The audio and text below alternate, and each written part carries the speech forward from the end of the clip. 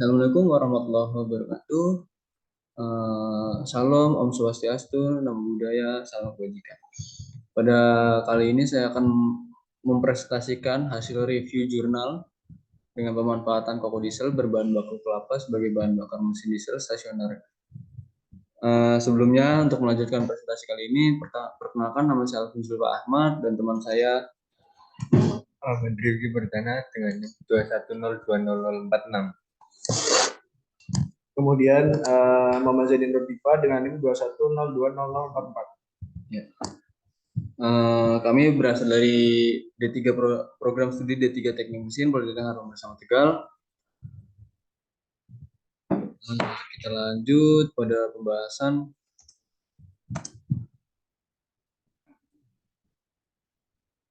Ya, jadi latar belakang kali ini yaitu pulau di Indonesia, kenaikan harga BBM, dan meningkatnya polusi udara. Pada pulau di Indonesia itu ternyata masih banyak wilayah-wilayah yang belum dialiri oleh sumber listrik yang mumpuni ya. Jadi kebanyakan dari mereka itu menggunakan diesel stasioner atau bisa dibilang genset. Ya, genset itu menggunakan bahan bakar dengan menggunakan bahan bakar itu biodiesel. Jadi di sana biodiesel itu ternyata sangat harganya sangat lumayan ya daripada di wilayah-wilayah Indonesia bagian lainnya. Dengan harga itu 6.800 untuk sekarang dan di wilayah-wilayah terpencil itu sampai 10.000. Ya, jadi kenaikan harga BBM pada saat itu lalu meningkatnya polusi udara.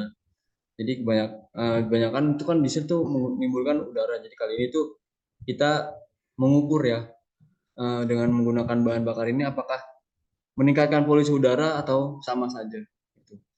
Dengan tujuan penelitian untuk mengukur uji ketahanan menggunakan senyawa ester yang berasal dari minyak kelapa, kokodiesel, atau koko metil ester. Selanjutnya dilakukan pengujian kokodiesel pada mesin yang dilakukan evaluasi terhadap mesin tersebut. Kualitas kokodiesel diupayakan telah memenuhi standar kualitas biodiesel yang dikeluarkan oleh BSN Maret 2000. Jadi alhamdulillah sejauh ini yang saya tahu ternyata bahan kokodiesel itu atau B100 itu sudah memenuhi syarat ya di Indonesia. Ya, ini ada metode penelitian, kita membutuhkan opasitas meter atau OVL itu untuk mengukur asap pekatan asap. Lalu ada intinya, bahan intinya itu kita menggunakan mesin diesel stasioner dengan merek Mitsubishi dengan nomor model itu D2700 dengan daya 27 HP.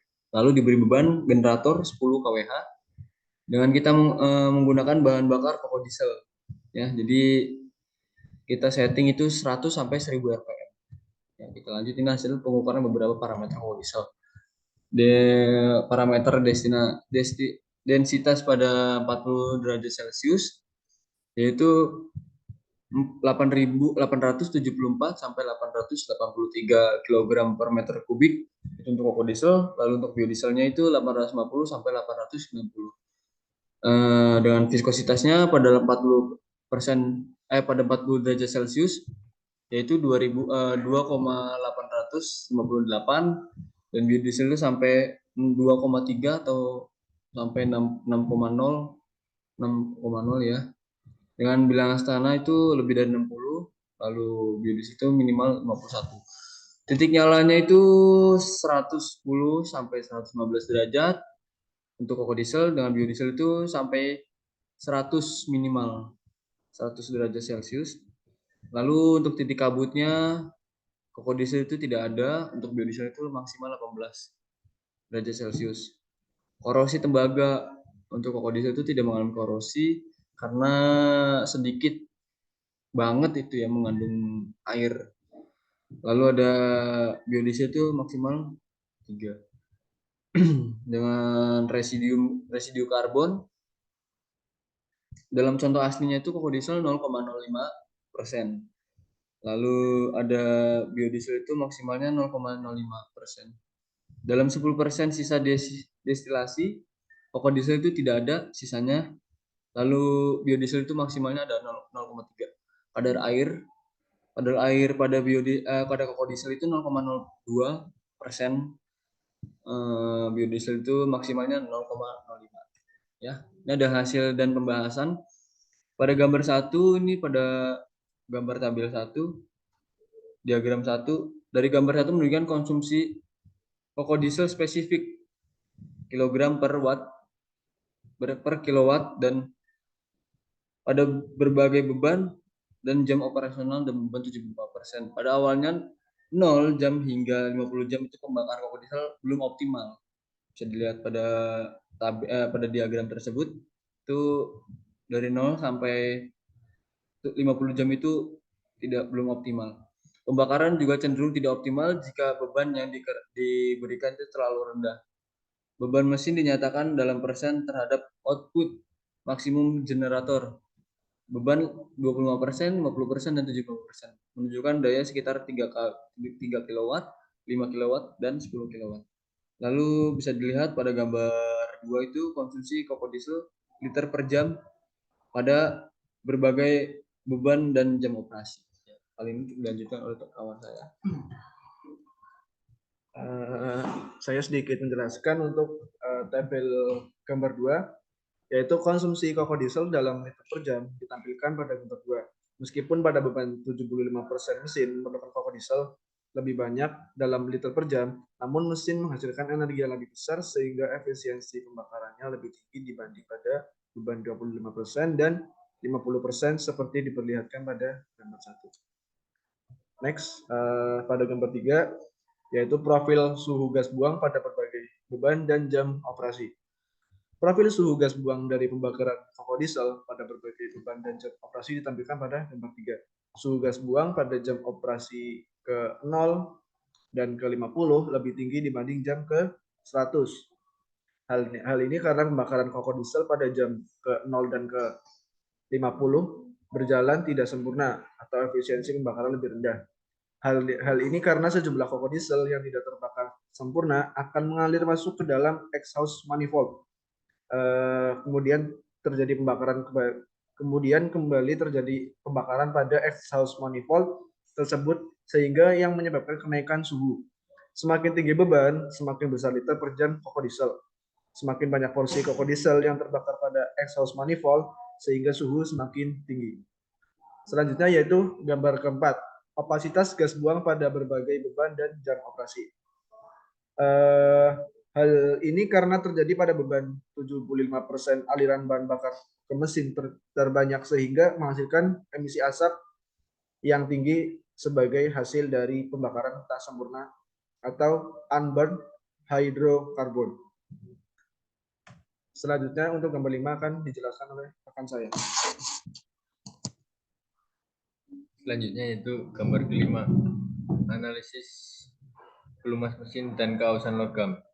Dari gambar kelima tersebut bisa dilihat memperlihatkan penurunan kekentalan pelumas karena terlarutnya pokok diesel ke dalam pelumas mesin. Viskositas pelumas menurun drastis hingga mencapai batas minimal pada jam ke-50. Bisa dilihat di tabel nomor yang kuning itu, tabel nomor 5.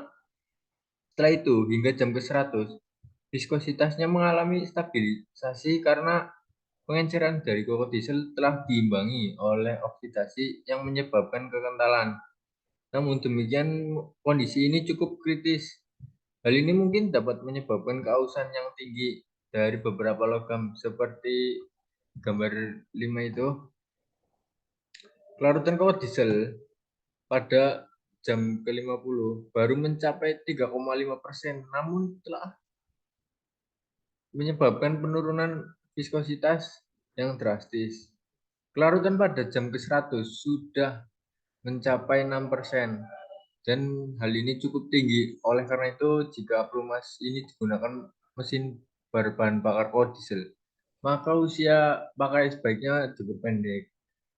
Hasil pengukuran viskositas yang juga menguatkan hipotesis bahwa rendahnya kandungan ikatan rangkap dalam kokot diesel tidak mengakibatkan reaksi oksidasi dan polimerisasi berlebihan. Selanjutnya, nomor tabel ke-6 bisa dilihat bahwa keausan logam besi, aluminium, dan krom telah melewati batas ambang yang terjadi pada mesin diesel. Hal ini terjadi baik pada jam ke-50, jam 100, lebih rendahnya konsentrasi logam.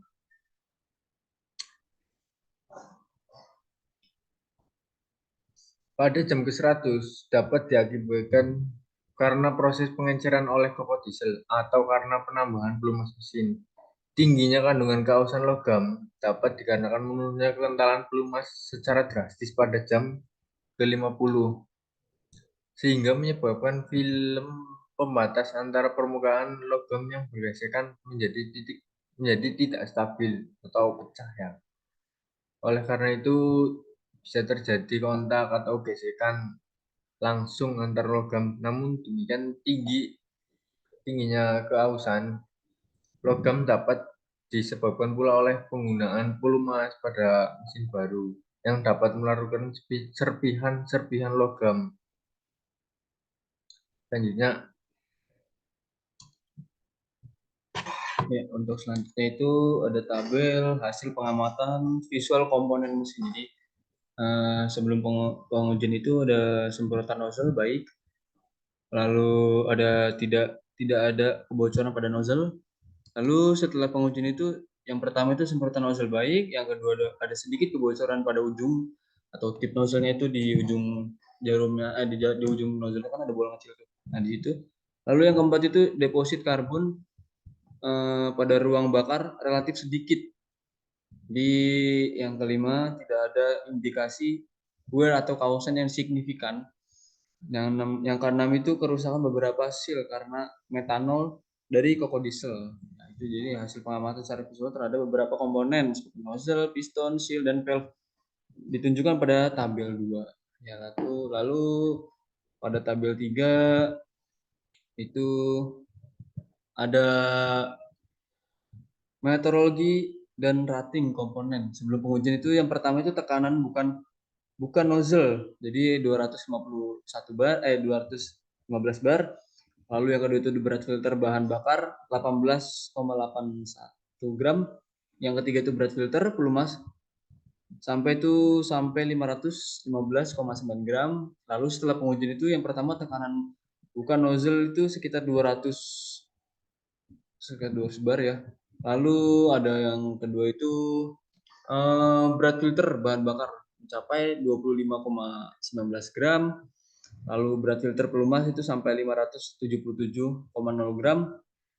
Yang keempat itu deposit karbon pada valve pemasukan 8,96.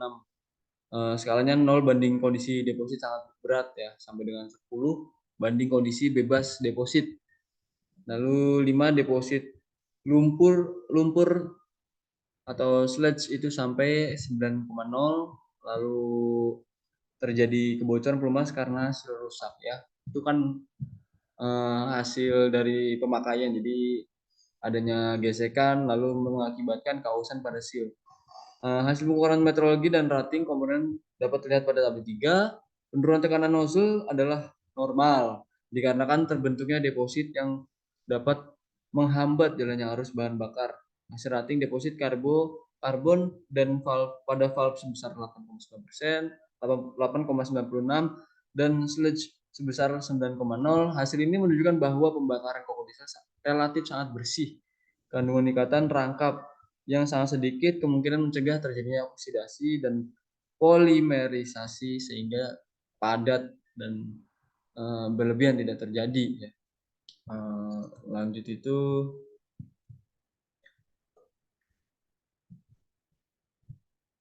itu ya ada kesimpulan.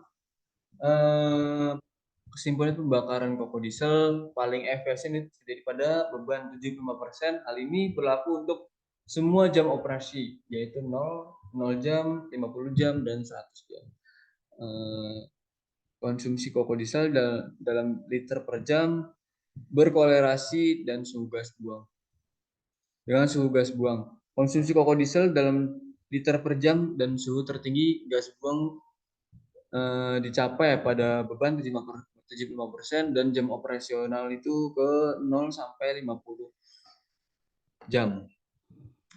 Lalu ada opasitas Opasitas atau kepekatan asap berasal dari bahan bakar yang tidak terbakar sempurna dan memiliki korelasi dengan konsumsi bahan bakar dalam liter per jam.